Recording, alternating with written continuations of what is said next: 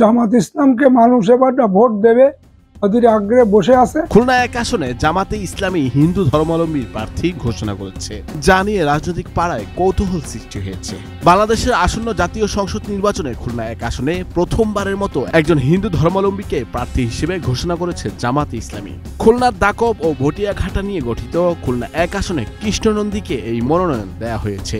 Islamic দল হয়েও হিন্দু প্রার্থী মনোনয়ন দেয়ায় নানা আলোচনার সূত্রপাত ঘটছে রাজনীতিতে। যে যাকে বিএনপি নমিনেশন দিক কোনো সমস্যা নেই, যেহেতু জামাত ইসলামকে মানুষ এবারটা ভোট দেবে অধীর আগ্রহে বসে আছে, আমি ওখান থেকে শতভাগ জেতার আমার আশা। খুলনা ১ আসনের প্রার্থী কৃষ্ণনন্দী ডুমুরিয়া উপজেলার জামাতের হিন্দু কমিটির সভাপতি। অনেকেই প্রশ্ন তুলছেন, একজন হিন্দু ধর্মাবলম্বী ব্যক্তিকে মনোনয়ন দিয়ে ঠিক কি বার্তা দিতে চাচ্ছে জামাতে ইসলামী? দলটির রাজনৈতিক কৌশলে কোনো ধরনের পরিবর্তন আসতে যাচ্ছে কিনা, আর কোন আসনে ভিন্ন ধর্মের কাউকে প্রার্থী হিসেবে মনোনয়ন দেওয়া হবে কিনা, এ নিয়ে নানা প্রশ্ন রাজনৈতিক পাড়ায়। রাজনৈতিক বিশ্লেষকরা বিষয়টিকে ইতিবাচক হিসেবে দেখছেন। তারা বলছেন, জামাতে ইসলামী নিজেদের রাজনীতিতে একটি উদারনৈতিক ধারা আনার চেষ্টা করছে। একজন রাজনৈতিক বিশ্লেষক বলছেন, সংখ্যালঘু সম্প্রদায়কে ভোট ব্যাংক হিসেবে ব্যবহার করার যে রাজনৈতিক কৌশল, এক্ষেত্রে আওয়ামী লীগ এবং জামাতের মধ্যে আমি কোনো পার্থক্য দেখছি না।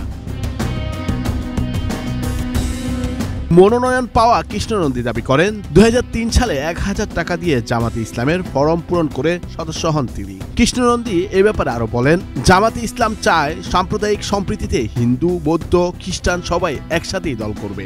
এই হিসেবে তারা আমাকে হিন্দু প্রার্থী হিসেবে ওখানে মনোনয়ন দিয়েছে।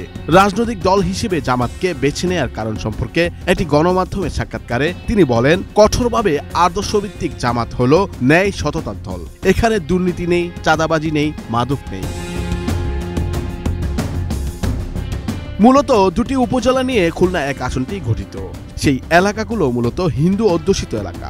নির্বাচনী ভোট ব্যাংকের হিসেবে এই এলাকার ভোটার সংখ্যা বেশ বড় বলে জানান দলটির নেতারা। ওই আসনে নির্বাচনী পরিসংখ্যানও প্রথম জাতীয় সংসদ নির্বাচন থেকে শুরু করে এখন পর্যন্ত অনুষ্ঠেয় প্রায় বেশিরভাগ নির্বাচনে বিভিন্ন রাজনৈতিক দলের হিন্দু নেতারা সংসদ সদস্য হিসেবে নির্বাচিত হয়েছেন। সে অনুসারে জামাতও এই অঞ্চলে হিন্দু প্রার্থী ঘোষণা করেছে। নুরুল আফসার, বৈশাখী সংবাদ।